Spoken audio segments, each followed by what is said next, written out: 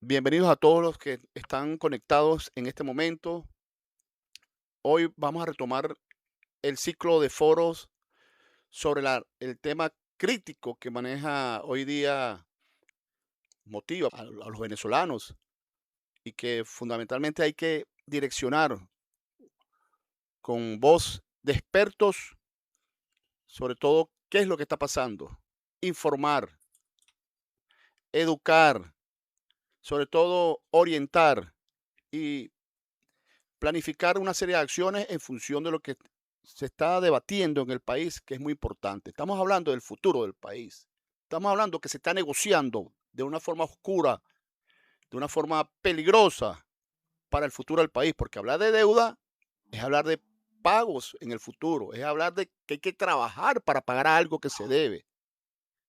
Entonces estamos hablando de la renegociación, esa crítica de la deuda externa venezolana que hemos escuchado algunos elementos, algunos políticos, algunos voceros nacionales e internacionales hablando del tema, pero lo que están negociando no dan la cara, no informan, no se sabe qué se está negociando. Y nosotros sabemos que los que están negociando la deuda son tramposos, son tracaleros, porque los intereses internacionales andan en función de sus beneficios. Y tristemente los que están negociando la deuda, que es del sistema que estuvo gobernando la economía en los últimos 15 años, pudiéramos decirlo, son los que endeudaron el país, los que hicieron el trabajo mal. Resulta ser que hoy día están renegociando esa deuda. Le damos la bienvenida a la doctora María Alejandra Díaz, al doctor Giovanni Gómez, quienes vamos a estar en esta próxima hora conversando sobre el tema de la deuda externa, como parte de una serie de foros que hemos decidido impulsar con mucha dedicación, con mucho compromiso patrio y sobre todo con mucha inteligencia. Ojo, son investigadores de alto nivel, son doctores con doctorados, no son doctores sin título, gente que se dedica a estudiar la constitución, las relaciones internacionales, gente que sabe de economía, gente que sabe de deuda externa y lo vamos a tener hoy de lujo con todos ustedes. Gracias por estar conectados. Espero que se queden allí y después vamos a abrir un ciclo de preguntas y respuestas breves, porque estamos contra el tiempo y fundamentalmente estamos trabajando cada uno, ¿no? Pero aprovechamos a hacerlo en la mañana, producto de que la situación de la luz, de la electricidad en Venezuela es patético, pues. Por ejemplo, en el estado de Carabobo, ya a las 6 de la tarde, ya eso es un oscurantismo total y la doctora ya a veces le cuesta conectarse desde allá de Bogotá y aquí en Caracas, bueno, la inestabilidad siempre del sector eléctrico afecta por todo. Entonces decidimos hacer esta obra. Bienvenidos. Entonces, vamos sin mucho preámbulo a presentarnos rápidamente, doctor Giovanni Gómez y la doctora eh, María Alejandra Díaz, para que más o menos, y bueno, y sobre todo dar unas orientaciones, invitar qué es lo que hay que hacer. Giovanni, si tú quieres comenzar, tú tienes un libro, te escuchamos, Giovanni, por favor. Sí, sí, bueno, un placer. No había tenido contacto personalmente con con la doctora María. Un placer conocer a la doctora. Soy un asiduo seguidor de su podcast. Entonces yo preferiría comenzar, André, para que ella le dé el toque jurídico de que lo maneja muy bien, de que yo lo voy a decir desde el punto de vista económico lo que se está negociando y ella lo va a tocar desde el punto legal, si le parece, doctora. Creo que sí. Claro, por supuesto, sin ningún problema. Ok, ok. Bueno, agradezco la invitación, Andrés. Estoy muy contento, muy emocionado de que ya hay casi 900 personas unidas al live, 900 personas preocupadas por esta renegociación de deuda de una que se llega de una manera tan malsana, tan bizarra. Y quiero explicar, Andrés, quiero comenzar esta exposición para darle la palabra a la doctora, para que la gente entienda el asunto esto de los bonos, porque mucha de esa deuda que se está renegociando en estos momentos está emitida en bonos soberanos de la República, bonos globales y bonos de PDVSA. Entonces, quiero hacer esta breve explicación del bono y del bono que se estaría renegociando en estos momentos. Partimos de que si yo en el año 2005 como Estado emití un bono de $100 millones por 20 años al 8% de interés, este ticket que que se llama o que se nomina de 100 millones es lo que se conoce como el principal de la deuda. Y el 8% que te dije que te iba a pagar de intereses, su nombre lo dice, si durante 20 años te iba a pagar 8 millones de intereses, al final yo te cancelaba 160 millones de intereses y 100 millones del principal cuando el bono venciera en el año 2025. Pero en el año 17 vino el dictamen del señor Donald Trump con una orden ejecutiva que ya lo ha dicho Andrés en otros podcasts, y que se vencía en el año 2025. Los intereses fueron suspendidos en el año 17 y me faltaban 8 años por cancelar. Pues bien, en una renegociación justa, yo tendría que estar pendiente por pagarte los 8 años de intereses que te debo de los 100 millones que emití como principal. Pero no puede ser que este bono, que por las diversas dificultades que pasó Venezuela, entre ellas las sanciones, la crisis económica, la crisis de PDVSA y hoy en día el terremoto, este bono cayó en el mercado financiero internacional y pudo haber fácil valido en ese entonces un ticket que vale 100 millones, pudo haber valido 5 millones de dólares, porque esos bonos se derrumbaron. Porque así funciona el mercado financiero internacional en un riesgo país que Venezuela tenía del 30.000%, incluso llegó a 50.000. En un riesgo país de esa magnitud, nadie compra bonos, porque el país está mostrando una capacidad de pago. Y eso lo saben los acreedores. Entonces, para finalizar, se está renegociando este bono que no lo pude pagar su interés hasta el año 2025, ni lo pude cancelar en el 2025 por las decisiones que estoy diciendo ahora. Entonces resulta ser que este bono que costaba, cuyo valor nominal son de 100 millones, pero en el mercado financiero internacional vino un vivo, vino un enchufado, vino un venezolano con conexiones y lo compró en $5.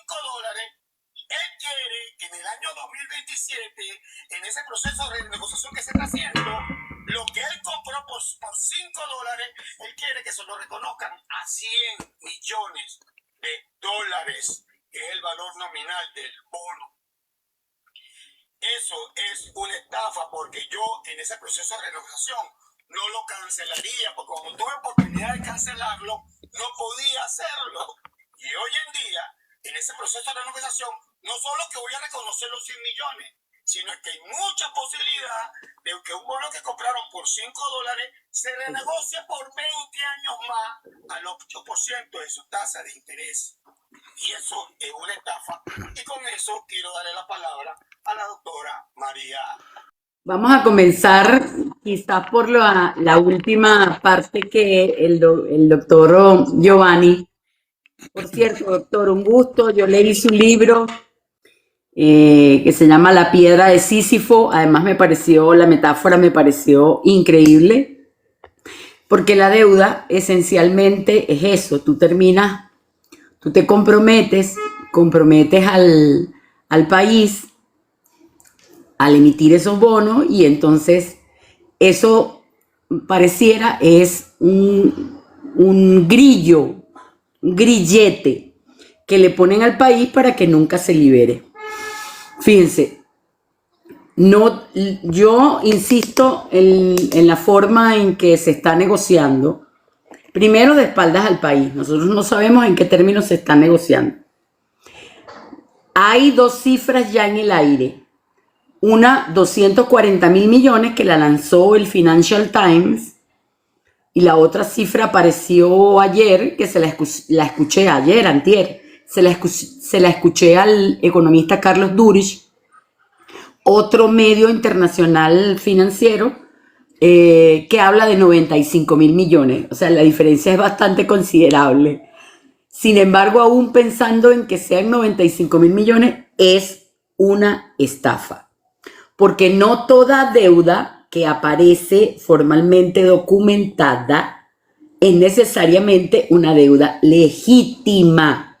Y ahí es donde yo me quiero detener. Porque ningún acreedor puede tener derecho absoluto de cobro Primero, cuando su ejercicio compromete la Constitución, porque hay que ver qué capacidad tenías tú para emitir esa deuda. Si esa deuda se utilizó para la corrupción o para infraestructura y además contaba con los controles legislativos establecidos, ¿ok? Pero además hay otra teoría que yo quiero traer hoy a colación, que estudiando este tema, porque nos hemos dedicado a estudiar este tema, y es el tema de si esa deuda afecta los derechos humanos. Si algo hizo Nicolás Maduro fue, algunos dicen que pagó 74.000 millones. Yo era presidenta de la Comisión de Derechos Humanos de la Asamblea Nacional Constituyente en el año 2018, cuando el presidente Maduro fue a rendir cuentas. En vez de hacerlo ante la Asamblea Nacional, lo hizo ante la Constituyente, y él declaró que había pagado 113.000 millones de esa deuda. Estamos hablando del año 2018. De ahí en adelante nadie sabe nada. Evidentemente, con las sanciones, como explica el doctor, con las sanciones no hubo manera de que se pagara nada. Y ahora los tipos pretenden que una deuda que está en el suelo y que la compraron en 5 centavos de dólar, se la paguen en 5 millones. Esa es la estafa. La estafa es primero no reconocer la situación de impedimento que tenía el país para pagar. La estafa es no reconocer que los acreedores sabían que estaban prestando plata para el robo y el saqueo del país. La estafa es no reconocer que probablemente quien esté renegociando no tiene, mejor dicho, probablemente no, quien está renegociando no tiene facultad constitucional para hacerlo, porque son actos de simple administración y ella es una encargada. Ella no es presidenta electa, no tiene legitimidad de origen. Entonces, la pregunta la tenemos que cambiar. No es cuánto debe el Estado, cuánto debe el Estado y cuánto tiene que pagar. Yo creo que la pregunta que tenemos que hacernos, y ahí se las dejo para que sigamos pensándolo, es ¿quién contrajo la deuda? ¿Quién tenía competencia constitucional? ¿Se respetaron los procedimientos? ¿Hubo autorización parlamentaria? ¿Para qué se utilizaron los recursos? ¿Quién se benefició? Los acreedores conocían las irregularidades. El pago de la deuda puede hacerse destruyendo derechos fundamentales, que fue lo que hizo Nicolás Maduro. Nicolás Maduro privilegió el pago de la deuda, supuestamente para no caer en default, pero sacrificó la calidad de vida y los derechos humanos de los venezolanos. Y eso es facilito de probar. Mientras más deuda pagaba, más afectación había a los derechos humanos. Entonces, fíjense, hay que distinguir, vuelvo a repetirlo, 3 conceptos distintos: deuda odiosa, deuda ilegítima y deuda inconstitucional. La odiosa ya la explicamos. Alexander Sachs establece en 1927 3 elementos: ausencia de consentimiento, ausencia de beneficio, conocimiento del acreedor de que se está utilizando el dinero para fines no tan santos. La deuda ilegítima es una categoría más amplia. Es una deuda que puede haber sido formalmente legal, sin embargo, ser política, económica y socialmente ilegítima. ¿Por qué? Rescatar intereses privados con recursos públicos. Eso ocurrió y no lo denuncio yo, lo denuncia en un paper que publica Miguel Rodríguez por allá por los años 80, siendo parte del Banco Central de Venezuela, y hoy tiene más vigencia que nunca. Traslada pérdidas privadas a la población, que fue lo que hicieron.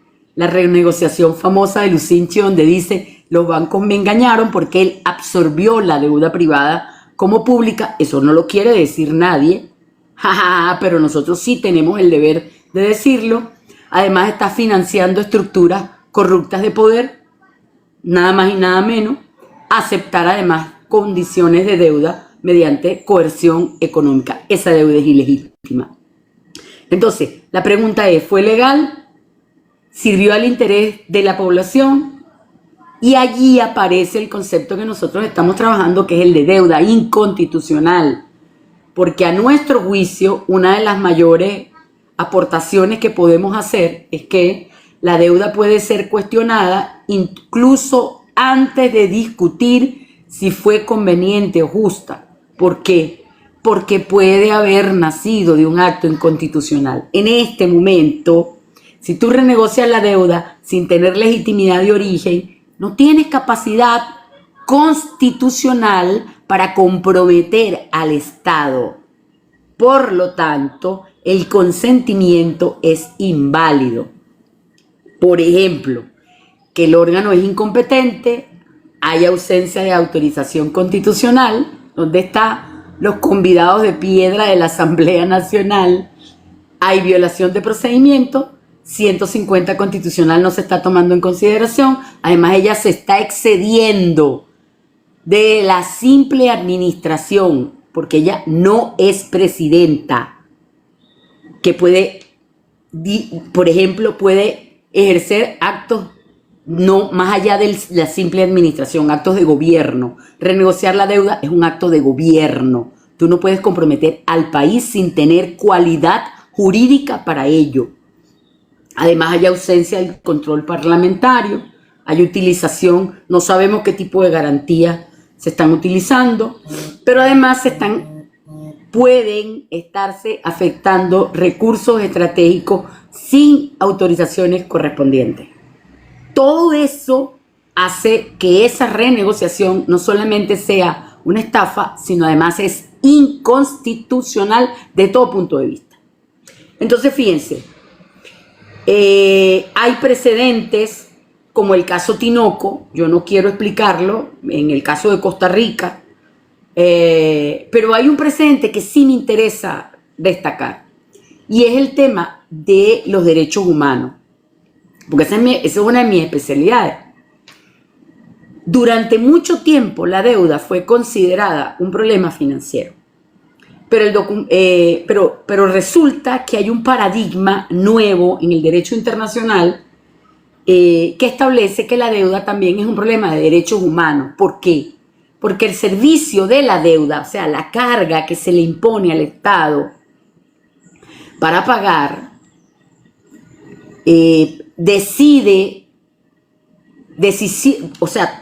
afecta decisiones fiscales, y eso puede afectar a su vez a la alimentación, a la salud, a la educación, a la seguridad social, al desarrollo de infraestructura, servicios públicos.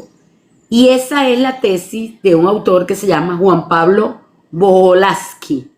Los derechos humanos limitan jurídicamente el poder del cobro de los acreedores. Ya hay precedentes, atentos, internacionales. En consecuencia, un Estado no puede destruir su sistema sanitario, que fue lo que hizo Nicolás, sacrificar la alimentación y colapsar la educación pública simplemente para garantizar el servicio de la deuda. Ese es el límite. El límite es el cumplimiento de los derechos humanos. Y aquí aparece un principio que se llama el principio de no regresividad. Es decir, las medidas económicas regresivas que afecten derechos humanos fundamentales deben superar estándares particularmente exigentes: temporalidad, necesidad, proporcionalidad, no discriminación y protección del contenido esencial del derecho. Esto permite proponer, y así lo hacemos, una máxima: el Estado no existe para pagar deuda. La deuda existe dentro de un Estado cuya primera obligación constitucional es proteger derechos humanos y a las personas. Entonces, la estabilidad financiera es importante, pero es un medio para garantizar la vida colectiva, no un fin superior a ella. Eso fue todo lo contrario a lo que hizo el gobierno de Nicolás Maduro.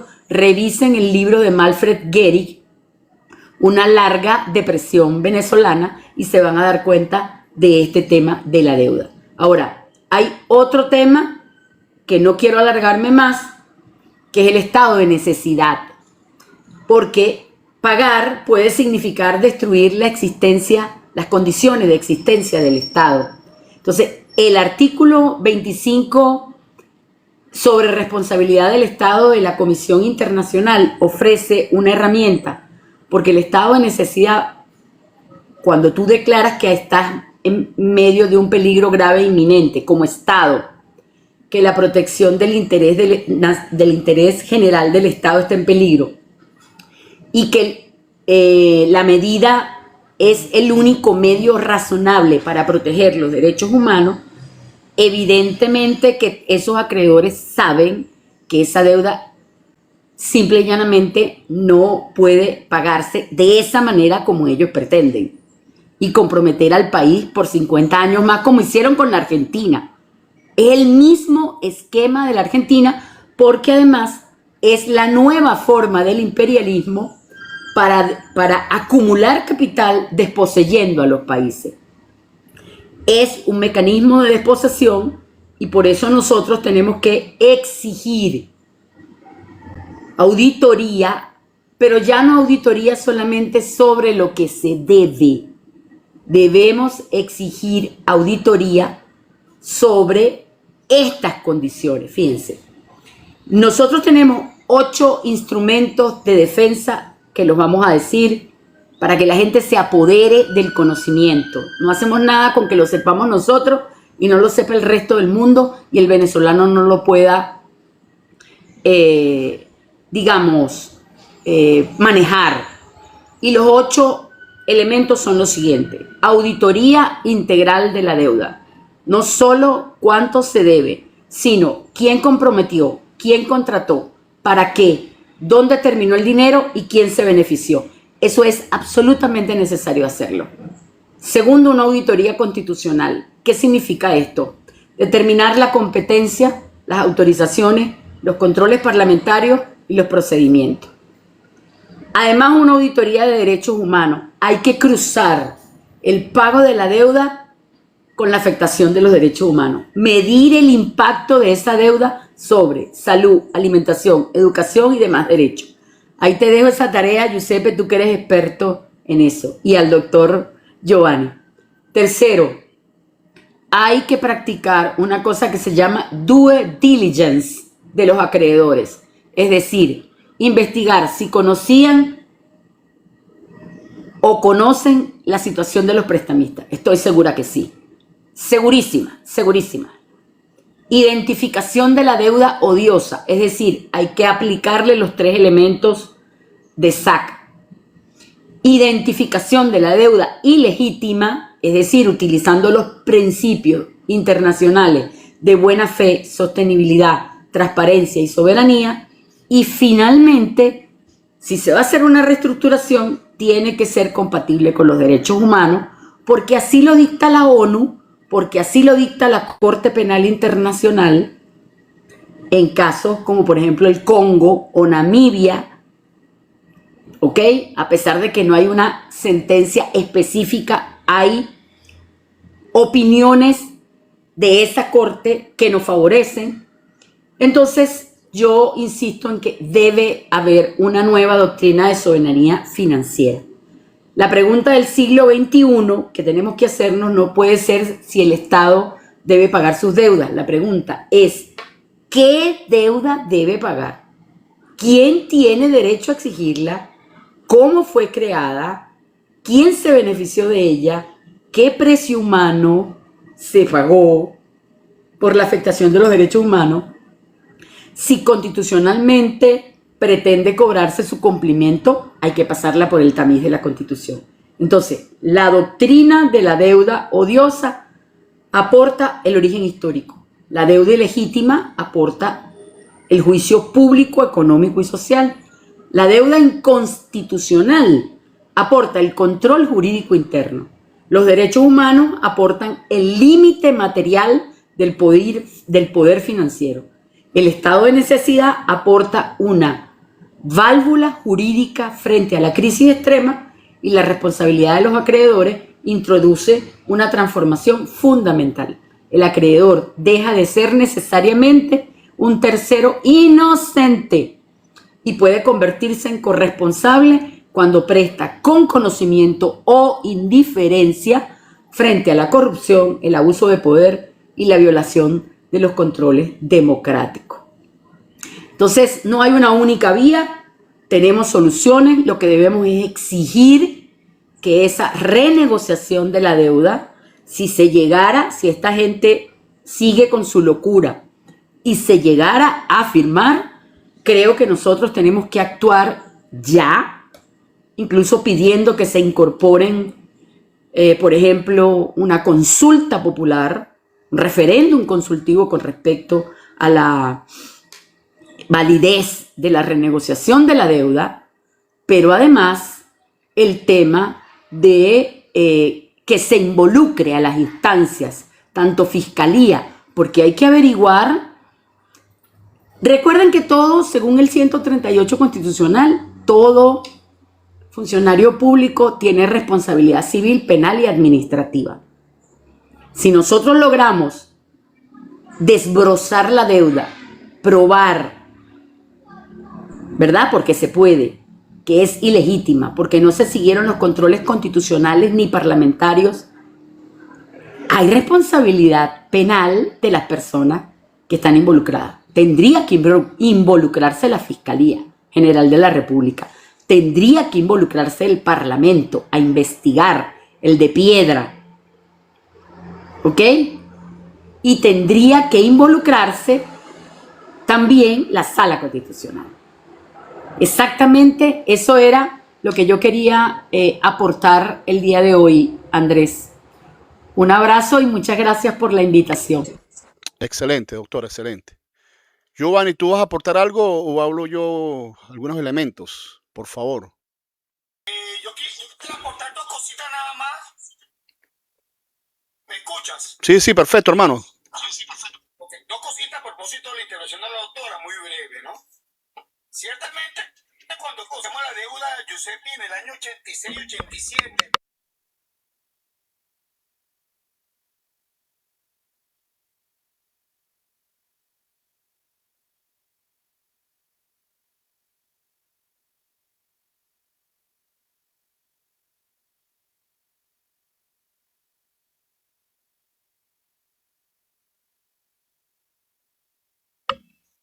Se te está yendo la señal.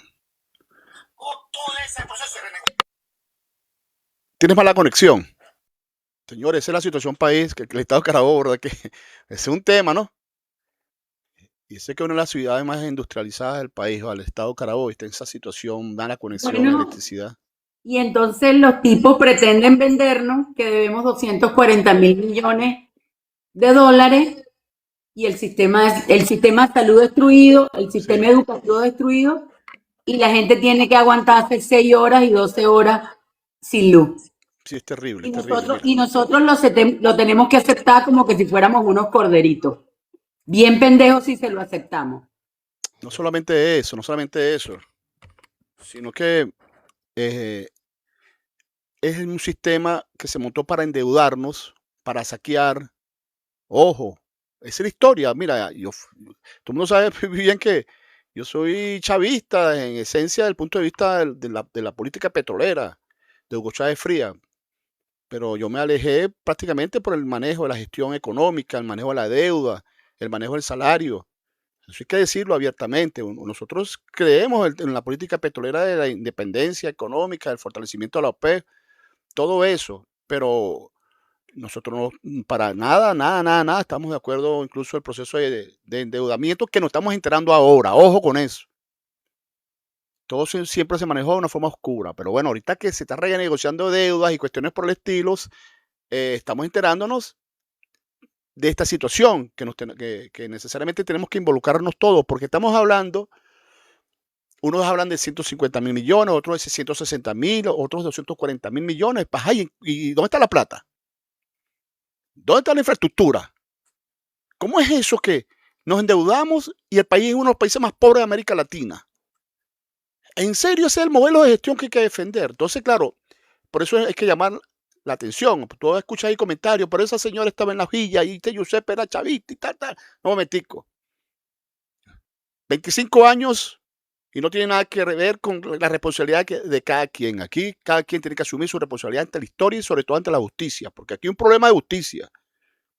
Nosotros apoyamos un proceso revolucionario y todo lo que estaba planteando, pero al momento de rendir cuenta, cada quien tiene que asumir su cuenta. Y Nicolás Maduro es responsable de todo lo que está ocurriendo, con mucha fuerza, porque le ocultó las cifras macroeconómicas a todos los venezolanos, incluyéndome a mí. Ojo, la doctora, todos los venezolanos ocultaron lo que estaba pasando en PDVSA, y eso es importante decirlo. Así que bueno, hacer análisis crítico de la deuda externa en Venezuela, en este contexto 2026, para que sepan, lo que intenta, bueno, es sentar al Estado venezolano a negociar con los venezolanos. Ojo con eso. El Estado venezolano tiene que negociar con los venezolanos si estamos dispuestos en primer lugar a pagar esa deuda, ¿vale? Yo suscribo un referéndum consultivo, pero nosotros como país podemos negarnos. Además tenemos elementos probatorios jurídicos internacional para incluso declararnos en contra de pagar esa deuda hasta que no se audita cada línea de lo que se firmó. Auditar cada línea de todos los contratos que se suscribieron aquí. Por eso es que hay que estar pendiente de lo que pasó. Aquí hay que explicar la historia, doctora. Hay que explicar la historia permanentemente de lo que ocurrió.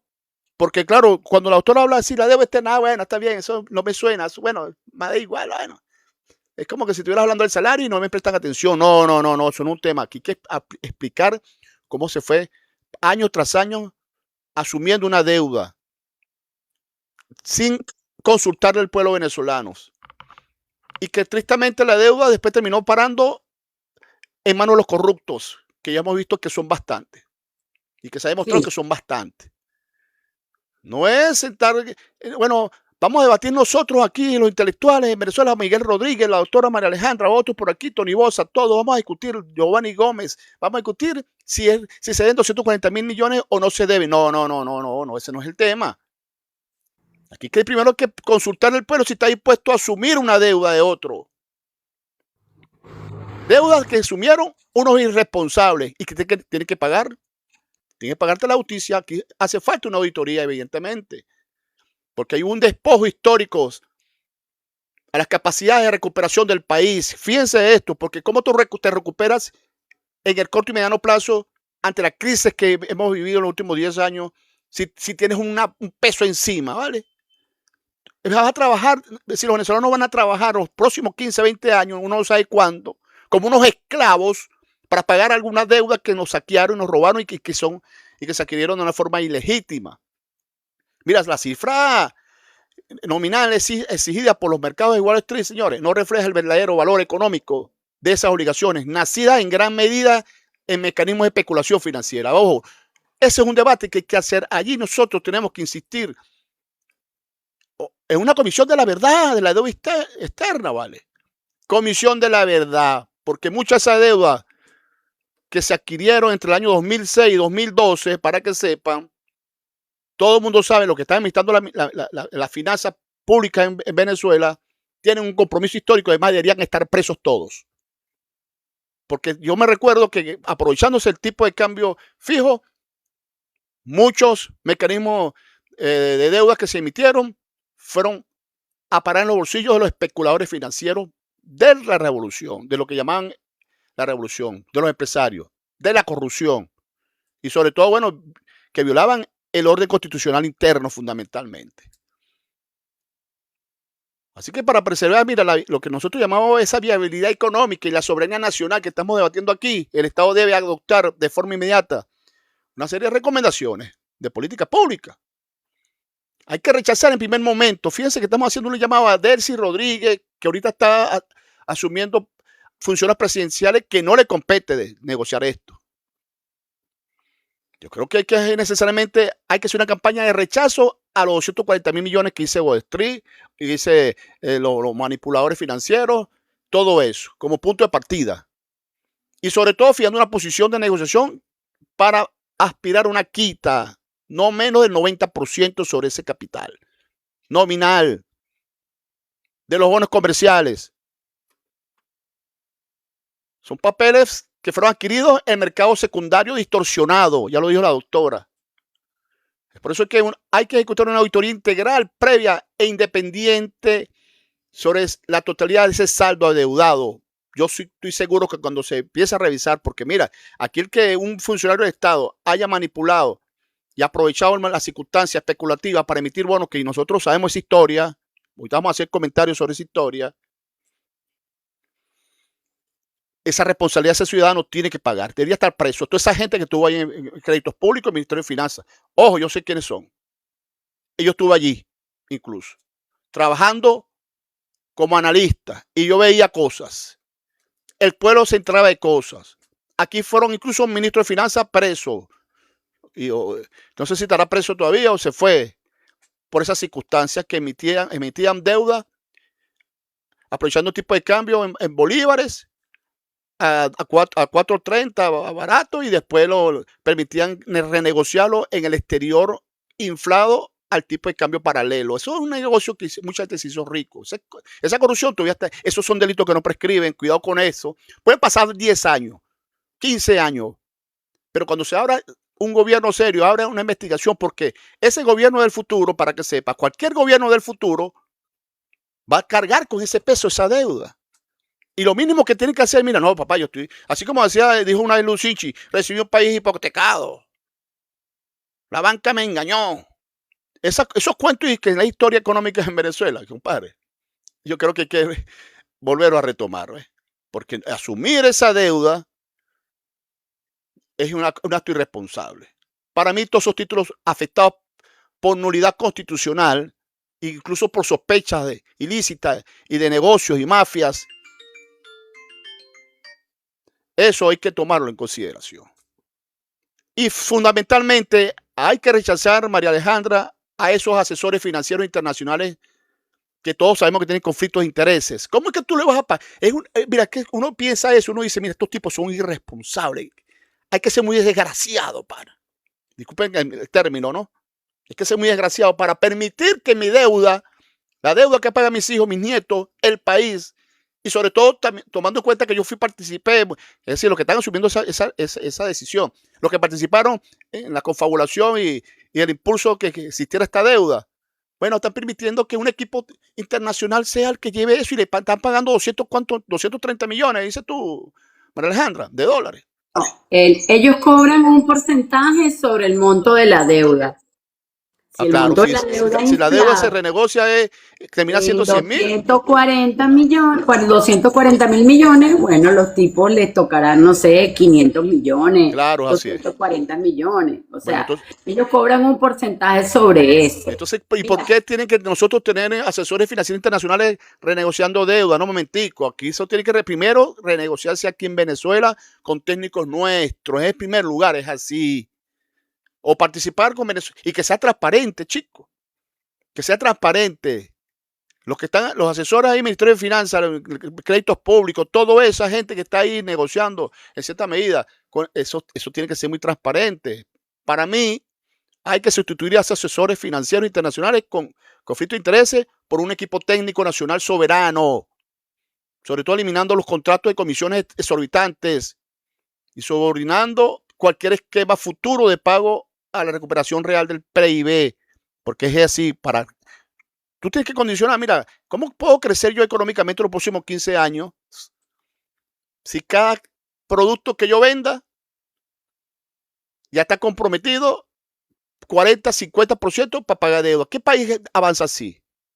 ¿Qué país es ese? Entonces aquí la reconstrucción de la deuda tiene que primero decantarse, ¿ves? Porque hay un marco histórico que hay que entender cómo se fue conformando esa deuda. No hemos hablado de ese tema, sería bueno hablar de ese tema, cómo fue la etapa esa de la estabilidad, cómo pasamos nosotros de la transición esa de la estabilidad financiera que gozamos en 1999 y 2005, en ese periodo de tiempo, cuando Hugo Chávez Frías asumió el poder. Señores, aquí, déjame presentarle un cuadro, María Alejandra. Estoy aquí hablando, déjame ponerme en amplio yo. Déjame presentar un cuadro aquí, discúlpenme. Ajá, déjame presentar un cuadro aquí que es importante que lo vean. La historia. Para que sepa, este cuadro es la etapa de lo que se llama 1999 al 2005. Ahí está detallado qué fue lo que fue ocurriendo, ¿ves? Desde el 99-2001, Hugo Chávez Frías recibe la deuda externa apenas en 23.000 millones de dólares. Es decir, se pagaba mantenimiento del servicio regular, era una deuda ya heredada desde los tiempos de los bonos Brady. Y bueno, Hugo Chávez incluso en su campaña decía, esa deuda hay que pagarla. Ese era el discurso de Hugo Chávez Frías. Está ahí muchos videos. Pero de 2002 a 2003, bueno, a pesar que tenemos una estabilidad política interna, a pesar de ya superado el golpe de Estado, superado el paro petrolero, bueno, el Estado siempre cumplió puntualmente con sus compromisos internacionales. Pero entre 2004 y 2005, bueno, inicia lo que se llama la recuperación de las materias primas en Venezuela, es decir, el petróleo estaba fortaleciendo, la industria petrolera estaba produciendo, y el Ejecutivo entonces comenzó a amortizar y a pagar todo lo que quedaba de los bonos Brady. Y Chávez liquidó esa deuda. Redujo la deuda, lo que nosotros llamamos temporalmente, hasta 2005. Esa es la historia. Mire, 22.000 millones de dólares debíamos nosotros del país entero. Y las reservas internacionales están como por 40.000 millones. 30.000 millones. Una bonanza petrolera. ¿Qué pasó después de 2006 a 2012, señores? Esa historia, bueno, primero en el 2006 comienza esa emisión masiva de bonos globales de la República y bonos de PDVSA. Recuérdense que ahí en ese tiempo se creó el fondo chino, venezolano. Y bueno, ahí se estableció, bueno, que hay que pagar ese crédito con petróleo a futuro. Es la primera vez que se hacía en Venezuela, pues. Emite deuda y compromete petróleo a futuro, físicamente. Un método nuevo. Entonces, a mí me parece que es irresponsable eso que hicieron en ese tiempo. Bueno, yo, como tengo 300.000 millones de barriles de petróleo, bueno, yo voy a endeudar el futuro del país y estoy comprometiendo al país, sobre todo a la PDVSA del futuro, a la producción petrolera del futuro, de tal forma que en el futuro se pague eso. Y cada vez que se produzca petróleo, se paga la deuda que nosotros estamos comprometiendo actualmente. ¿Qué significa eso? Es decir, que yo voy a aprovechar el futuro del país, la riqueza del país, la producción nacional del país, el petróleo del futuro, me lo voy a administrar yo en este momento. Eso fue lo que ocurrió. Entonces, China me presta dinero y bueno, China, el petróleo que nosotros podemos sacar dentro de 15 años, ya tú lo tienes garantizado.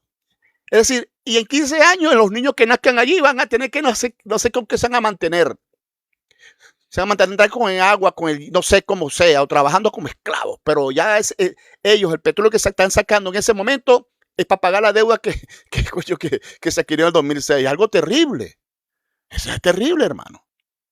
Hay que decirlo como debe ser, es así la realidad. En el 2008-2009 comenzó la crisis financiera global, me acuerdo yo, 2008, agosto de 2008, cuando George Bush dijo crisis económica planetaria, el tema de la deuda financiera, de los bonos basura, aquel tema. Bueno, y eso afectó todo el tema de los bonos nuestros, se vinieron para el piso. ¿Y qué hizo? Entonces el gobierno, en vez de aguantarse, no, comenzó a emitir más bonos y más deuda, y eso alimentó una fuga de capitales bestial. Porque los bonos se emitían a precio del 8. Entonces, y en 2011 y 2012, esos 2 años, que fue donde se colocó la mayor cantidad de la deuda que tenemos actualmente. Porque te estoy hablando que Chávez en 2005 apenas le debíamos al país 22.000 millones de dólares de deuda externa. Y tenemos reservas internacionales 40.000 millones. Es decir, nosotros podíamos pagar la deuda y cero deuda. No, hermano. Triste. No sé qué fue lo que le ocurrió a Hugo Chávez Frías allí. No sé. Bueno, nos estamos enterando es ahora, para que sepan. Porque después que Nicolás Maduro agarró el coroto, que Chávez falleció, bueno, las cifras se escondieron. La deuda que se había asumido, todo el mundo la escondió. Y la plata se fugó por corrupción, Cadivi y toda esa vaina. Esa es la historia de la política económica en Venezuela. Nos marcaron para siempre. La calculación de la deuda a tasas usurarias. Porque nosotros cuando emitían deuda, el resto del mundo decía, ustedes son socialistas y son riesgosos. Por lo tanto, si tú quieres esos cupones, te los vamos a comprar, los vamos a adquirir de 8,5 a 12, 13%. Elevadísimo. ¿Quién va a adquirir una deuda al 13%? Nadie. Hoy en día, con hiperinflación, nadie quiere una deuda por el 13%. Es más, si la banca pública que me da crédito a alguien, un empresario, mira hermano, te prestamos a 2, 13%, le dice, no, estás loco, no te voy a pagar eso. Y nosotros adquirimos deuda externa, compromiso a ese valor. El servicio de la deuda comenzó entonces a representar prácticamente una carga rígida para el presupuesto nacional desde ese momento y hoy lo estamos pagando. Y para el futuro también. Entonces, por eso es que cuando Hugo Chávez Frías fallece el 8 de marzo, el 5 de marzo de 2013, bueno, señores, que se cierre ese ciclo presidencial con Hugo Chávez Frías y electoralmente ya había ganado, bueno, la deuda total consolidada ya rozaba 140.000 millones de dólares al sumar pasivos comerciales y litigios que ya estaban en el CIADE prácticamente. Entonces, cuando tú te pones a analizar eso, ese endeudamiento masivo, ellos lo justificaron mal argumento de que es el único camino para financiar el desarrollo industrial y bienestar social a través del Plan Siembra Petrolera 2012-2019. Bueno, compadre, entró la plata y no hay estamos produciendo cada vez menos petróleo, y no hay carretera, no hay luz, no hay nada. Entonces, nos vamos a hacer los locos entonces nosotros actualmente y nos vamos a debatir eso y ni siquiera nadie va a pagar por esa desgraciadez que hicieron a los venezolanos. En serio, quédense callados, venezolanos, que hay que pagar la deuda. Es decir, vamos a ser un país miserable con tanta riqueza petrolera que ya está comprometida por muchos años porque los corruptos se robaron la plata. No, hermano, que ese debate hay que hacerlo. Ese debate hay que hacerlo a nivel nacional. Primero, los culpables deberían estar presos. Porque si tú me hubieses dicho, no, momentico, aquí están los resultados. Nosotros endeudamos el país y aquí están los resultados. Aquí hay 50 carreteras, aquí hay 5 distribuidores, aquí hay 3 aeropuertos nuevos, aquí hay 5 o 6 refinerías nuevas, aquí se puede justificar que hubo la inversión. Eso sí se justifica. Ah, bueno, no, que aquí 5 o 6 universidades modernísimas, aquí la producción nacional ha aumentado, aquí todo el mundo está mejor. En circunstancias, aquí 25 hospitales de alto nivel y la tecnología, y aquí la producción nacional es independiente, no depende de los dólares. Entonces tú puedes decir, se justifica. No, papá, cuando tú entres una deuda, cuando se entró una deuda a ese nivel y no se justifica, entonces aquí fue una mala inversión y eso acarrea sanciones. Penales, porque comprometiste el futuro del país. Eso lo dice más que yo la autora. Entonces, esa política constituyó, una carrera de alto riesgo para el país. Fue riesgoso asumir deudas. Fue riesgoso y estamos pagando ese alto riesgo en este momento. Porque no previeron los escenarios futuros de caídas abruptas de los precios. Chávez pensaba que el precio del petróleo iba a permanecer siempre a $100. Algo irresponsable lo que estaban analizando. Claro, los que están en PDVSA, que se la tiraban de sesudo, no, nosotros somos los más expertos planificando. Bueno, en serio, el mercado petrolero no consideraron eso. Tristemente ya podemos decir que esa política de previsión futura de los precios del petróleo en Venezuela no previeron las conspiraciones internacionales, no previeron el fracking, no previeron la mano de Estados Unidos, toda la guerra económica entre China y Estados Unidos por el petróleo, por la energía mundial, no lo previeron, señores. No consideraron ese riesgo geopolítico que hemos visto cómo ha sido. No previeron un loco como Trump que, mira, que ha amenazado a todos los países del planeta, incluso a China le metió 50%, 100% de aranceles. Es decir, no previeron eso en un escenario fatal.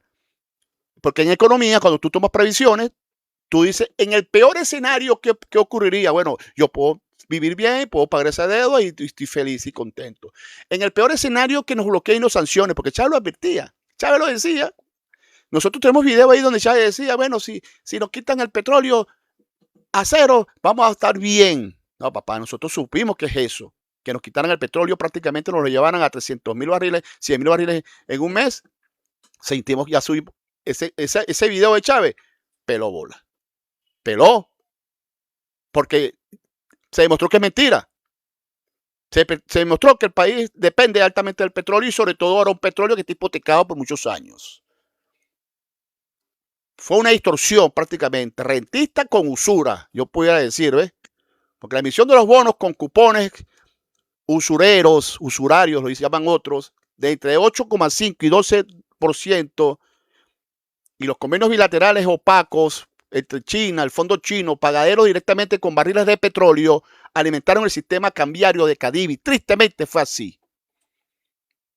Divisas preferenciales terminaron en manos de una burguesía rentista, parasitaria, que ejecutó, todo el mundo vimos contenedores llenos de chatarra y decían que iban a traer maquinarias y equipo, sobrefacturaciones, arbitraje cambiario. ¿En serio entonces aquí no se va a hacer nunca una auditoría de Cadivi, como se hizo con Recadi?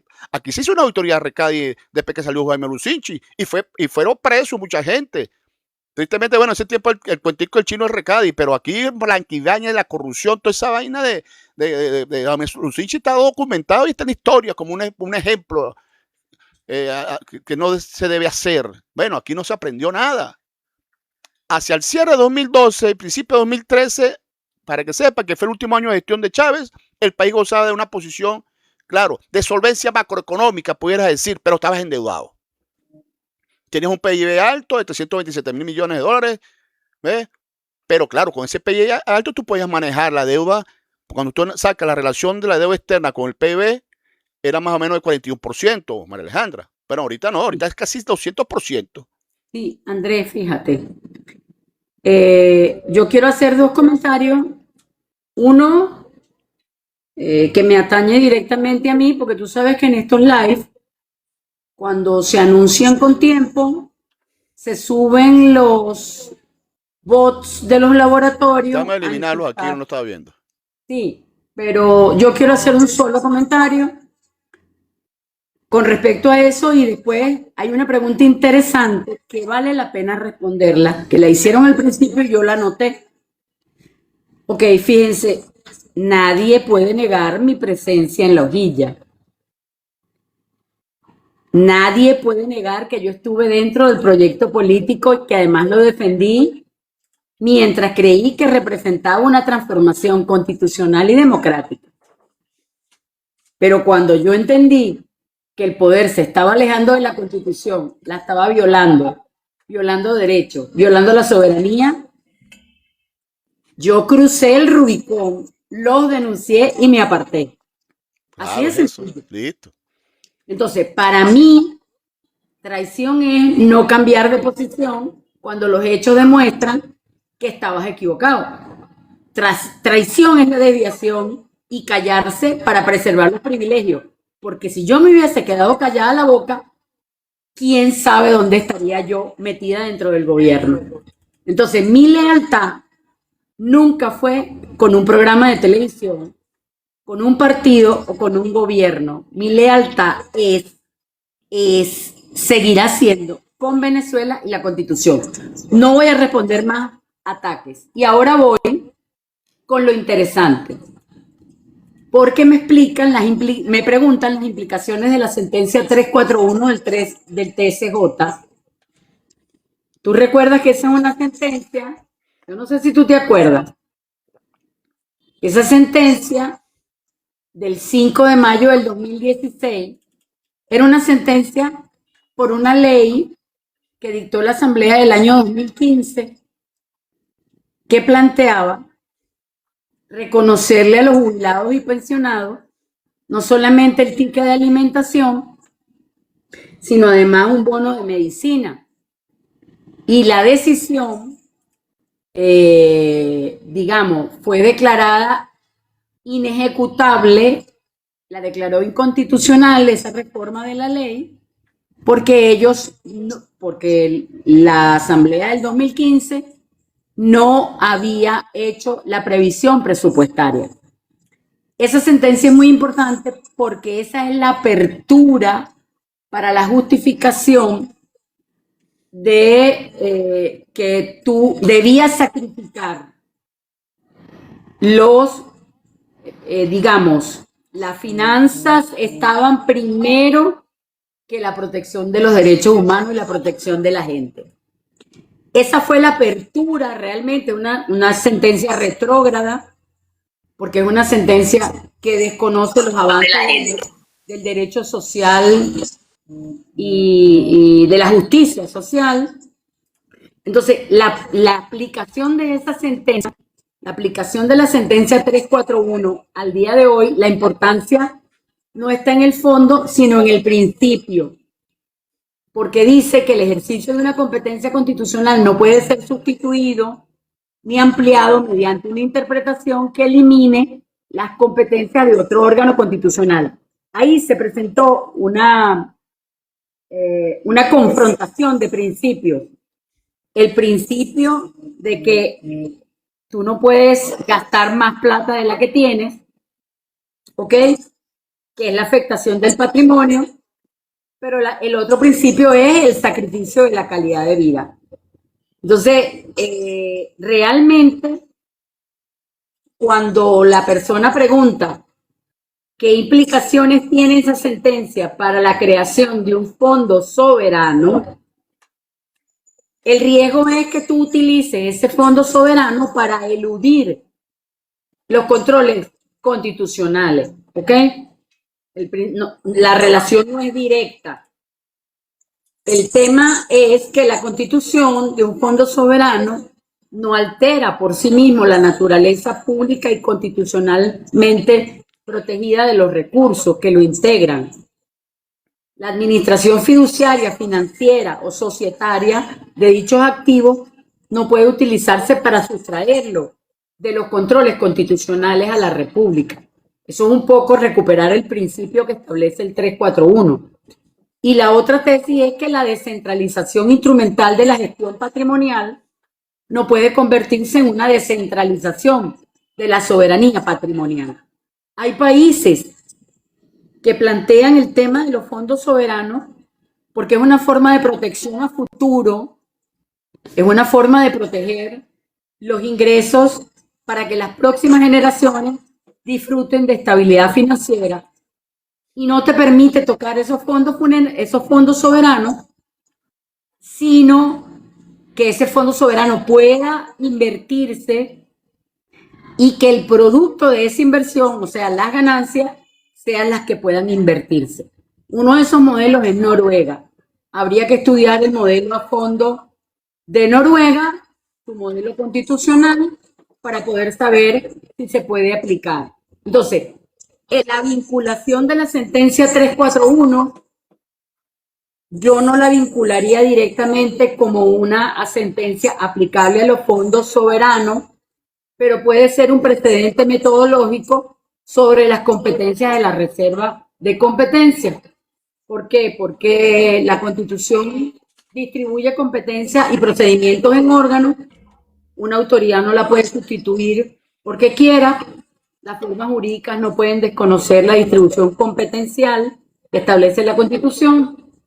Entonces, el vehículo financiero no puede ser utilizado como mecanismo de elusión constitucional. Y peor aún, ese vehículo financiero no puede ser utilizado para desplazar económicamente a actores internos y convertir la economía, es decir, las ganancias, para que beneficie a una economía extravertida. Es decir, detrás de toda esta deuda, nosotros tenemos que preguntarnos qué cambió dentro del poder económico venezolano. ¿Quién está detrás de ese cambio y quién se benefició? Porque cuando nosotros hagamos la auditoría correctamente, tenemos que saber que el poder económico en Venezuela cambió de manos. Bueno, ¿quién está hoy detrás de esas manos? La nueva burguesía revolucionaria que decía Castro Soteldo. ¿Quiénes son esa nueva burguesía revolucionaria? Los acólitos que están alrededor del poder, los que le llaman enchufados. Si tú obtuviste esa plata fuera de los controles constitucionales, hay que hacerte auditoría y quitártela. Para eso es la justicia transicional, para hacer auditoría y confiscar los bienes a quienes se los robaron. La última cifra dice que son 500.000 millones de dólares que están afuera. Es decir, nosotros pagamos la deuda 2 veces si nos da la gana, la supuesta deuda. 2 veces si nos da la gana y queda plata para el desarrollo para los próximos 50 años del país con Así todo es. lo que se le han robado. Mira, ahí está el Entonces, doctor Licea otra vez. Giovanni regresó, eso es lo que doctor. tenemos que tener claro. Sí, no, ya, eso era todo, Giuseppe. Doctor Giovanni, llegaste otra vez, por favor. Sí, es que cuando no hay la energía eléctrica, compañeros, son los que llaman bajones. Es decir, hay un bajón, pierde la conexión y te lo vuelven a colocar. ¿Me escuchas? Sí, doctor, fíjese, doctor, una pregunta que le queremos hacer aquí. Háblenos sobre el tema de la deuda con China, la anomalía contable que usted vino denunciando hace varios días, que esa deuda con China Ok. ya se ha pagado 7 veces, no sé cuántas veces. Explícanos bien eso, por favor. Antes de eso, quisiera aprovechar que ya llegamos a 4.000 personas y voy a dar la técnica de negociación que yo llevaría a una mesa de renegociación de deuda externa. Es decir, el día de mañana, cuando si yo estuviera sentado en ese proceso ahorita de renegociación, con lo que ha dicho la doctora María Alejandra, yo llevo 3 pilares fundamentales. El primero, la gran voluntad que tengo de resolver el problema, porque hay un problema que resolver. Es un problema de una magnitud que hay que resolverla y tengo la voluntad de resolver, ¿ok? No quiero tomar mis responsables en decir, mira, no sé, eso no lo reconozco, váyanse al diablo. No, yo me siento en la mesa y le digo, aquí están mis 3 pilares fundamentales para resolver este problema. 1, la auditoría de esa deuda, como bien lo acaba de decir la doctora María Alejandra, la legalidad de esa deuda, pero lo más fundamental es mi argumento en decirle, este país fue saqueado y decirle a los acreedores, y esto están conscientes.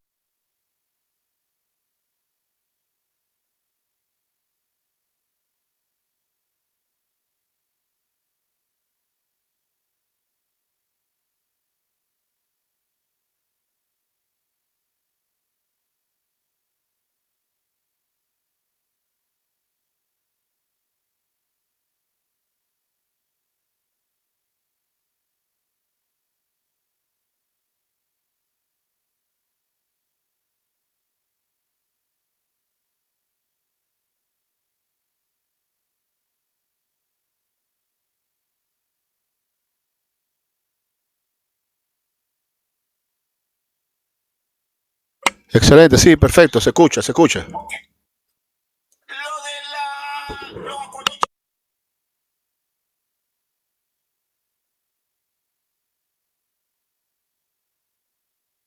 llave es que los contratos chinos que hizo, incluso las 6 enmiendas que se hicieron, fueron publicados en Gaceta Oficial y en cada uno de ellos, y yo tuve la oportunidad en ese entonces de ver esos contratos. Esos contratos fueron honorosos para la República, pero lo menos que podemos decir es que eran ilegales, porque hacer público y estar publicado en Gaceta Oficial con la firma de Hugo Chávez era para que todo el mundo lo leyera y sacara sus propias conclusiones, que fue lo que yo hice. Es lo que no se está haciendo ahorita.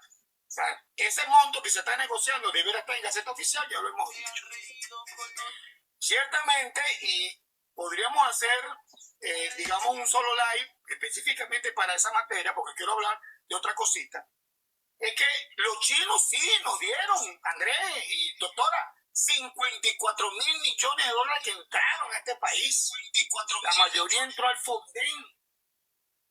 Y nosotros acordamos contratos petroleros que están en las gacetas oficiales. A lo mejor no le leyó nadie, pero yo sí tuve la oportunidad de leerlo. Es que se decía y se especificaba la cantidad de barriles que había que mandar de petróleo a China.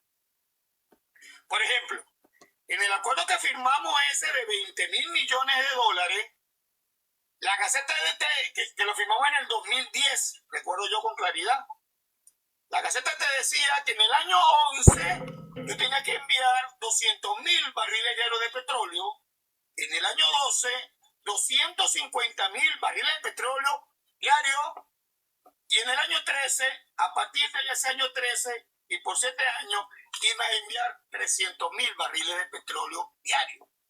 Ese es el acuerdo de 20.000 millones, en lo que se llamó el gran préstamo. Pero no dice en Gaceta a qué precio lo íbamos a enviar. Y tenía que haber sido a precio de mercado.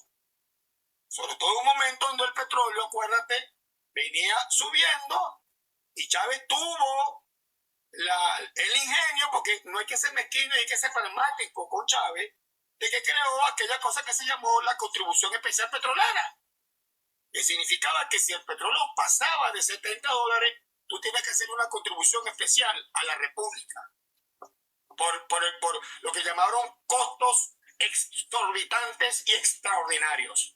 Precios, perdón, exorbitantes y extraordinarios. Luego, los otros préstamos eran de 4.000 millones que se fueron renovando en el tiempo, que sacaron tramos, el tramo A, B, C, y ahí donde viene la estafa, porque no, el petróleo que se estaba enviando, no lo estamos enviando a valor de mercado, sino a menor cuantía, 30-40% del valor del mercado. Eso lo dice Rafael Ramírez. Desesperadamente le escribe un memo a Hugo Chávez. Yo tengo ese memo fue público en ese entonces, donde mostraba su preocupación de ese sangre que se le estaba haciendo a PDVSA. A la larga, según mis cálculos, año por año, contrato por contrato, emisión, hubo contratos de 4.000 millones, donde se estipuló un envío de 130.000 barriles diarios. Yo te voy a hacer llegar a esa gaceta, porque es que lo dice la gaceta. Entonces, a la larga, ciertamente los chinos nos dieron 54.000 millones de dólares, pero nosotros enviamos un petróleo valorado en 142.000 millones de dólares. Y eso fue una de las cosas de tantas que desangra a PDVSA. Porque ninguna compañía petrolera, por muy poderosa que hubiese sido, hubiera aguantado tantos barriles a precios no de mercado. Y como eran a precios no de mercado, las gacetas estipulaban que el destino de esos barriles no eran directamente China. Podrían ser con sucursales de ellos en el Caribe, porque ellos después revendían ese petróleo a precio de mercado. Entonces, yo creo que eso merece una discusión aparte y un like aparte. Quiero cerrar mi intervención con ConocoPhillips. Y después de mi intervención quisiera nuevamente, para que la doctora se dirigiera, y con eso termino mi intervención en el día de hoy. Voy ¿cómo se llama? A describirle a la doctora el asunto de ConocoPhillips. ConocoPhillips llega aquí en la apertura petrolera. Hoy en día, Andrés, es que se le está viendo, parece mentira que algo que ocurrió en la década de los años 90, hoy en día que se le está viendo la costura a esa pelota. Porque lo que ocurrió en aquella apertura petrolera, donde también se firmaron contratos, porque ese es el drama y la desgracia y la tragedia del país. Siempre se firman los contratos de manera oscura, sin participación en el Congreso y sin publicación en Gaceta Oficial. Lo único que se hizo fueron los préstamos chinos, como yo acabo de decir. Yo te voy a enviar esos préstamos chinos caseta por caseta. Pero en el caso de la apertura, tú y yo sabemos, éramos estudiantes, tú eres estudiante de economía, yo y eso son los mismos. Esos contratos no pasaron nunca por el Congreso y nunca se supo la verdadera magnitud en que esos contratos se firmaron. Por ejemplo, cómo quedó el pago de los impuestos y el pago de las rentas. ConocoPhillips, en el año, y fíjate lo importante de ConocoPhillips, se establece aquí en 1993 con un contrato en Petrosuata con la Gaceta Oficial del 9 de septiembre del año 93. ¿Ok? Comienza, conjuntamente con PDVSA, comienza a explorar en la faja petrolífera de Orinoco, comienza el proceso de extracción. Durante todos esos años se rumorea de que no estaban cancelando. El contrato que te acabo de decir con la Gaceta Oficial 35293 establecía pagos de impuestos sobre la renta y pago de la regalía establecida en la ley de hidrocarburos, que en ese entonces era de 16,66%. Luego Chávez en el año 98, en el año 2001 la sube a 30%. Y cuando se produce la nacionalización de la FAA en el 2008, ellos alegaron que se quedaban con el 16,66 porque así lo habían firmado. Pero lo cierto del caso, como yo demostré en un podcast, no estaban pagando el 16,66. estaban pagando el 1%. Conoco y ExxonMobil. Ok. Ese 1% es que hasta que no se publiquen los contratos ahorita petroleros que se están haciendo hoy en día, yo gritaría a todo pulmón que estamos bajo las mismas condiciones y que están pagando el 1%. Pero vuelvo a Conoco. Chávez dicta la resolución de la FAA en 2008 y hay dos empresas que no aceptan las nuevas condiciones, ni Conoco ni Exxon, pero Chevron sí la acepta. Entonces, qué pregunta tan interesante para un experto petrolero como tú. ¿Cómo Chevron sí vio el negocio que no vio Conoco y Exxon? Ah, bueno, porque tienen la mantequillita de pagar el 1%. Dejan de funcionar ellos en el 2008, nos mandan al terciario hasta el Centro de Arreglo de Diferencia del Banco Mundial. Comienza eso y cambia una serie de sentencias y pagos que hay que hacer. Por cierto, estaba recordando que uno de esos pagos lo hizo el señor Juan Guaidó. 1.200 millones de dólares le pagaron a Conoco Phillips, pero como siempre también todo oscuro y sin ninguna respuesta clara de ese asunto. ¿Por qué es importante lo de Conoco, Andrés? Porque en la rueda de prensa que tiene Donald Trump, ¿te acuerdas? Donde estuvieron todas las grandes petroleras, Conoco, el presidente de Conoco, Ryan Lee, dice que Venezuela le debe 12.000 millones de dólares por la expropiación de la FAA del Orinoco cuando estaban funcionando de manera ilegal en el país, con contratos que nadie conocía, con un pago del 1% de regalía.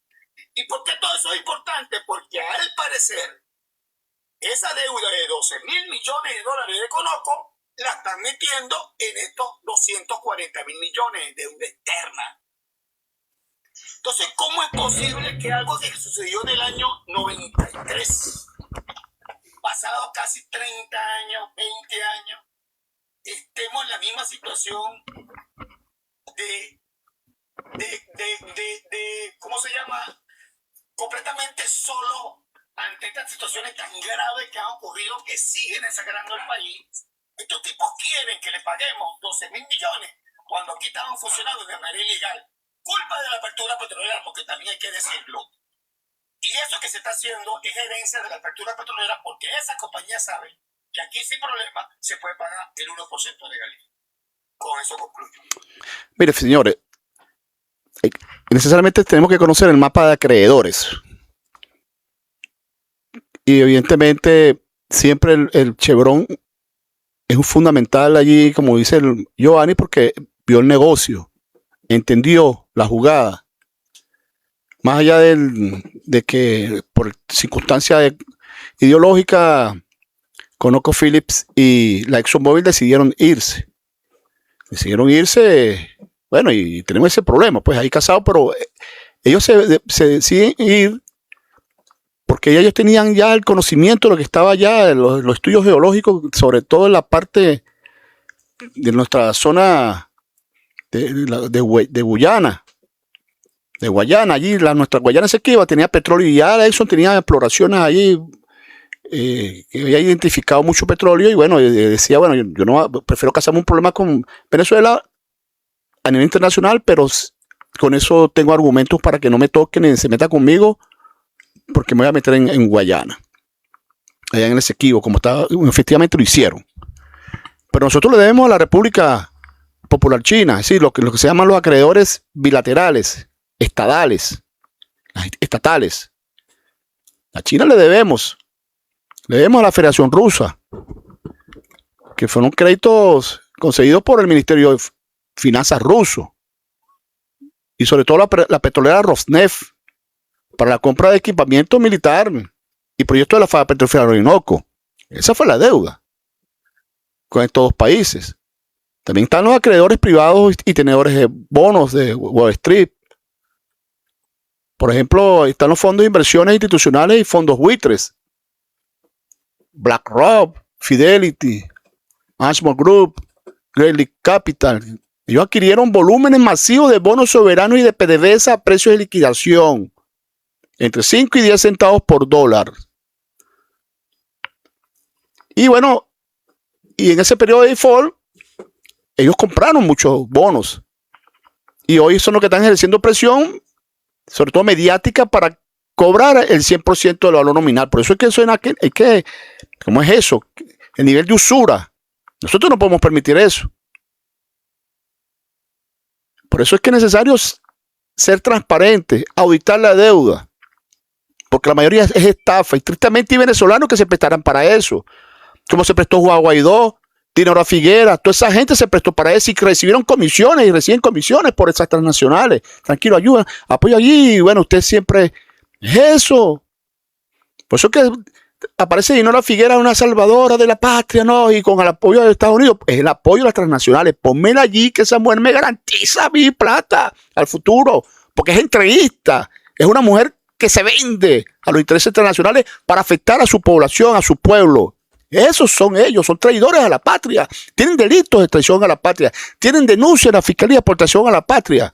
No, pero están liderando allí el futuro del país político y mucha gente se cree que son gente honesta, son gente mala, gente tracaleras. Nosotros le demos dinero también a los acreedores comerciales. Las deudas de PDVSA internas son terribles. Por ejemplo, la expropiación, evidentemente. Esos laudos arbitrales que tenemos ahí en el CIADI. O la sentencia de la Corte de Estados Unidos, como el ConocoPhillips, ya hablamos de eso, Crystalex, Gold Reserve, Owens, Illinois. Y sin meter en los proveedores de servicios petroleros de PDVSA, como la Halliburton, Exxon Lumber, Baker Hughes. Esa es nuestra deuda externa. Había que revisar el por qué. Claro, eso genera problemas estructurales. Hay una política de sobreendeudamiento. Aquí lo que hay que revisar es por qué se sobreendeudó el país, con qué intenciones. Se sobreendeudó, como les dije hace rato, para construir grandes carreteras, fortalecer el servicio de salud, el servicio eléctrico, el servicio educativo. No, por lo tanto, es una deuda ilegal, ilegítima, llena de corrupción. Yo lo decía estos días, bueno, es el mejor negocio para Estados Unidos. De Estados Unidos tienen los corruptos allá. Algunos dicen que tienen confiscado en dinero venezolano de corrupto más de 200.000 millones de dólares en los últimos 15 años. En Estados Unidos, te pregunto, ¿esa plata de quién es? Porque Estados Unidos detiene los corruptos.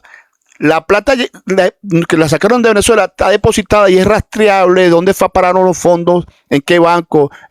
¿Dónde se invirtió? ¿Cuántos activos compraron? ¿Cuántas casas? ¿Cuántos terrenos compraron en Estados Unidos? En cualquier país del mundo están identificados. Fueron los tipos presos. ¿Y esos activos de quién son? Bueno, se confisca ese dinero a estos corruptos. Y la plata se queda en Estados Unidos con ese dinero. Fíjense eso, que son la hipocresía de la deuda.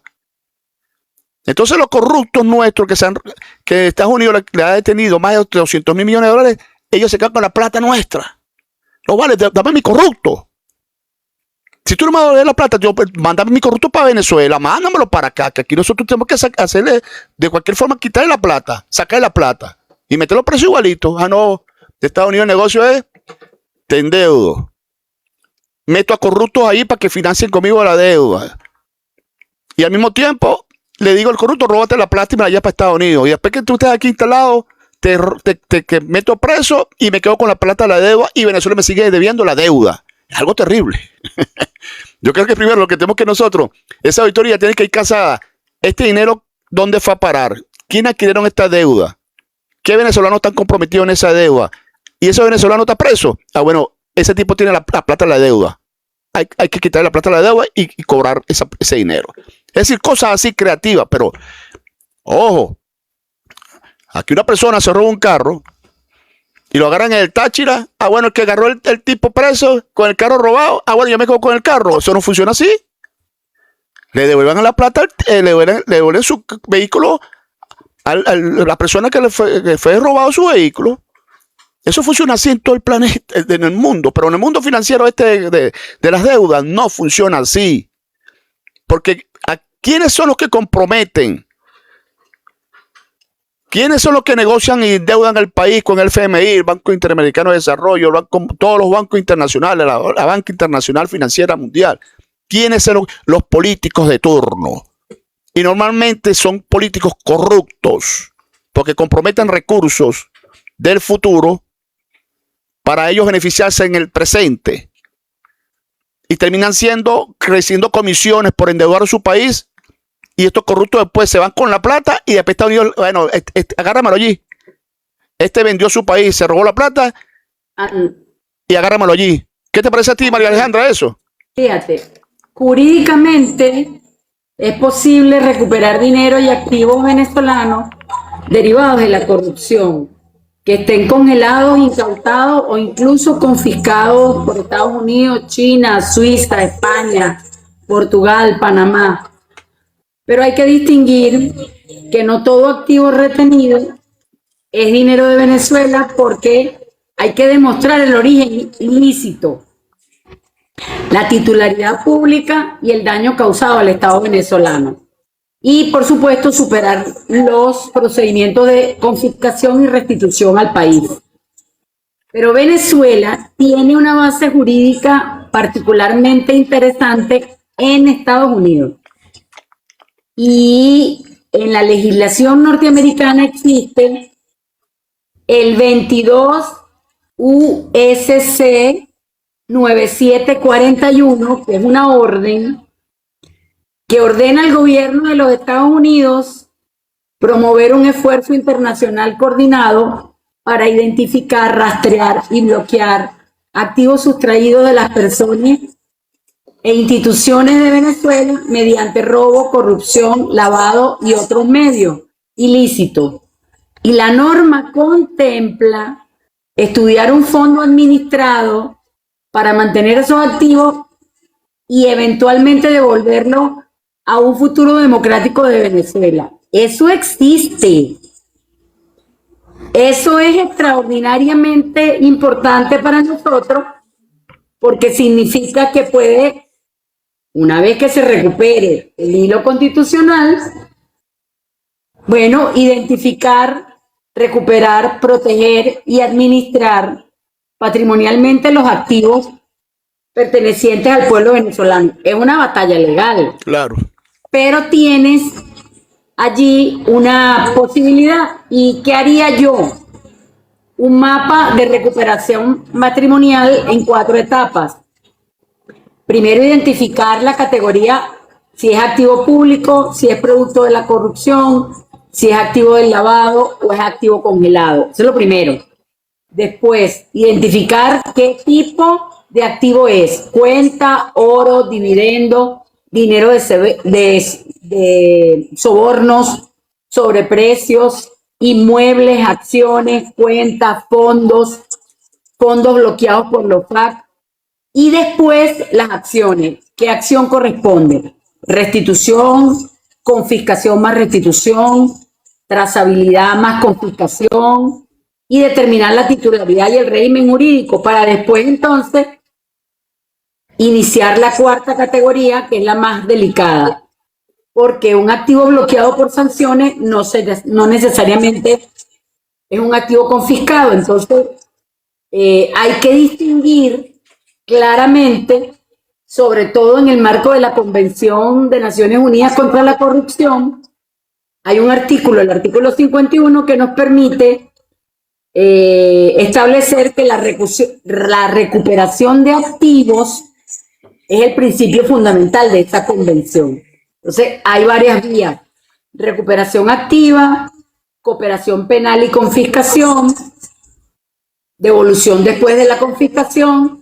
Entonces, el gran primer laboratorio que debemos intentar para solucionar esto tiene que ser el Departamento de Justicia estadounidense, porque desde 2010 ellos tienen la Kleptocracy Asset Recovery Initiative. ¿Qué es esto? Bueno, una iniciativa destinada a perseguir bienes provenientes de la corrupción pública o extranjera. Es decir, tú te puedes valer de esos mismos instrumentos para recuperar el dinero. El tema es que tienes que tener voluntad política. Así es. Entonces, el tema está en la voluntad política, Andrés. Es importante por eso la movilización social, doctora y Giovanni. y la articulación internacional. Ya está un tema que sabemos que los que están negociando la deuda pro venezolanos son tipos irresponsables. Irresponsables incluso porque han sido el mismo gobierno que mantuvo, que ha estado beneficiándose y que incluso fueron responsables de asumir la deuda y son responsables de la historia de haber despilfarrado una deuda. Cuidado con eso. Incluso todos esos corruptos que se develaron en el gobierno de Nicolás Maduro, denunciados incluso mucho por Nicolás Maduro, deberían devolver la plata o buscar hacer un tipo no sé, de negociación o alerta o llamado o denuncia para que nos devuelvan la plata que se robaron. Mira, yo creo que es necesario constituir ese frente nacional ciudadano contra la deuda leonina. Es necesario articular, doctora, lo que usted me está diciendo es muy grave y el doctor Giovanni, mira, me ha sorprendido con lo que ha dicho. Aquí que, mira, necesariamente hay que articular con las redes comunitarias, con la gente, porque al final los sindicatos, los movimientos estudiantiles, las organizaciones campesinas, todos somos víctimas de la deuda mal concebida, de esa deuda leonina. Y es necesario, señores, comenzar a divulgar esto pedagógicamente por todos lados y organizar una campaña de recolección de firmas y movilizaciones pacíficas ante organismos multilaterales, ¿ves? Porque el tema de la deuda nos está afectando nuestra vida, nuestra forma de ser, nuestra cultura, todo esto, porque vamos a un país, señores, pobre, porque nos empobrecieron en estos últimos años. Es necesario este frente para fijar alianzas internacionales con el sur global, ¿ve? Con organismos, con Jubileo del Sur, no sé, Eurodap, es decir, muchos movimientos internacionales de la deuda. Y bueno, el referéndum, doctora, si vamos a convocar un referéndum, hay que referéndum consultivo, someter a votación popular de la ciudadanía venezolana la aprobación o rechazo de cualquier acuerdo final de reestructuración de deuda que implique un reconocimiento masivo de pasivos no auditados o la entrega de activos energéticos estratégicos del país a futuro. Eso no se puede permitir. Entonces ese es un planteamiento que quería hacer. Dame 2 minutos. Miren, yo soy y sigo insistiendo, los videos que yo hago es para abrir la conciencia crítica. Yo no asumo que todo está perdido. No voy a asumir que todo está perdido. Así es. Ahora, recuperar la República va a costar, sí, evidentemente, porque ha sido destruida. Pero todavía tenemos activos, recursos, capital humano, territorio, infraestructura, derechos, una enorme capacidad potencial espiritual e intelectual. Incluso en medio de esta crisis horrible, siguen produciéndose disputas por el control de los activos. Quiere decir que no es cualquier cosa. Entonces, primero hay que dejar de pensar en que somos un país perdido. ¿Sabes? Venezuela tiene territorio, población, recursos, activos financieros, reservas, infraestructura recuperable, universidades y conocimientos, empresarios y trabajadores, una diáspora importantísima, capacidad agrícola, posición geopolítica estratégica, sobre todo tiene un orden constitucional que es lo primero que tenemos que recuperar y además tiene un espíritu y la gente cree que ese espíritu se acabó. No, ese espíritu está dormido, está latente y nuestro trabajo es despertarlo para lograr masa crítica y que lo que vimos en Argentina se replique en Venezuela, porque si algo le tiene miedo a los gringos es a la gente arrecha en la calle. Y lo digo así clarito. Mira, aquí dice la gente, María Alejandra, María Corina ha demostrado su honestidad, dice ella. Aquí Freddy. Bueno, está bien. Yo no soy quien para jugar a María Corina porque yo no he visto las cuentas de María Corina. Pero yo no me siento con María Corina porque María Corina pidió invasión para su propio país. Solo por eso, para mí es una traidora. Simple. No tengo más nada que decir de esa señora. Mira, ahí está Edwin. Además, su plan es contrario a la Constitución. Entonces, simple. Si me separé del gobierno porque el plan del gobierno es contrario a la Constitución, entonces me voy a ir a juntar con María Corina, porque María Corina tiene un plan mejor que el de Delcy. Delcy está ejecutando el plan de María Corina y nadie lo quiere decir. Así es. Yo sí lo digo. Yo también lo he dicho. Entonces, el verdadero peligro en este momento, mira, finalmente, nosotros tenemos que construir un escudo de reconstrucción y el primer escudo es espiritual. Es creer que sí podemos. Es creer que sí vamos a salir adelante. Es creernos nosotros mismos que este pueblo es más grande que cualquier adversidad. Así como lo creyó Bolívar, nadie daba medio por Bolívar. Y Bolívar, con un ejército de descalzos, liberó 5 naciones. Yo no creo que eso esté perdido. Yo lo que creo es que eso está latente y que la gente está muy cansada. ¿Qué nos corresponde a nosotros? Despertar la conciencia, movilizar y seguir adelante. Yo, en lo personal, si yo creyera que todo está rendido, yo no estuviera aquí. Así estuviera es. aquí. María Alejandra, no dijiste nada sobre el frente, María Alejandra. ¿Qué tú opinas de eso? Pues he escuchado a Tony Bosa que está planteando una coordinadora. Bueno, Andrés, llámese coordinadora, llámese frente. Lo importante es la unión de los que pensamos que debemos defender los intereses del país. Porque alguien preguntaba, bueno, todo está perdido. Yo creo que hay un plan mínimo de salvamento y reconstrucción de la República que debe empezar primero por la conciencia, la unión y la movilización. Pero además, para reconstruir la República se necesitan al menos 6 pilares. Reconstruir el Estado de Derecho, identificar y recuperar activos, proteger los recursos estratégicos, investigar la corrupción y recuperar bienes, infraestructura, servicios, producción y transformar recursos en bienestar sostenible. Perfectamente que el frente allí de defensa de la deuda es uno de los pilares fundamentales porque eso nos va a permitir no solamente liberarnos de un grillete que le quieren imponer a nuestros hijos y nuestros nietos y bisnietos, sino contar con recursos una vez recuperados que puedan ser invertidos en la República. Eso creo, el frente es impulsarlo, llámese frente, llámese coordinación, desde cualquier espacio, cualquier venezolano debe ser incluido. No es un problema de ideología de izquierda y de derecha, hay que olvidarse de eso. Por lo menos en este momento lo que necesitamos es defender a Venezuela, los decentes, las mayorías, porque somos las mayorías. Eso es lo que yo creo, Andrés. Sí, vale, porque fue un fraude, ¿viste? Yo cuando me pongo a analizar todo lo que hicieron, ¿vale? Desde el poder, para el poder, ha sido terrible, ¿no? Tristemente, ¿no? Algún día, no sé cómo será, pues, pero aquí hay mucha gente que tiene que pagar. No se justifica haber manipulado la población, haber manipulado a un pueblo, organizado a un pueblo para que pocas personas ahí se enriquecieran y sacaran el país. Una casta que se formaron aquí. Yo sé que algún día habrá justicia. Antes que yo me muera, yo quiero ver justicia en mi país. Mire, señores, hemos llegado al final. Excelente evento el día de hoy. Los invitamos para la próxima. Mira, vamos a seguir, este tipo de foro va a seguir, para que sepan. La semana que viene lo vamos a hacer por YouTube. Ya no por TikTok, sino por YouTube. Estamos ahí más o menos ampliando, porque este tema es bastante extenso. Mira, es que hay cuentos que echar. Pero lo importante es que la doctora María Alejandra Díaz está muy activa, ¿no? La hemos visto bastante activa con sus conocimientos, una mujer muy estudiosa y sobre todo con una forma de explicar las cosas muy didáctica, ¿no? Y la gente entiende, la gente se identifica con la doctora. Entonces, bueno, doctora, nos vemos.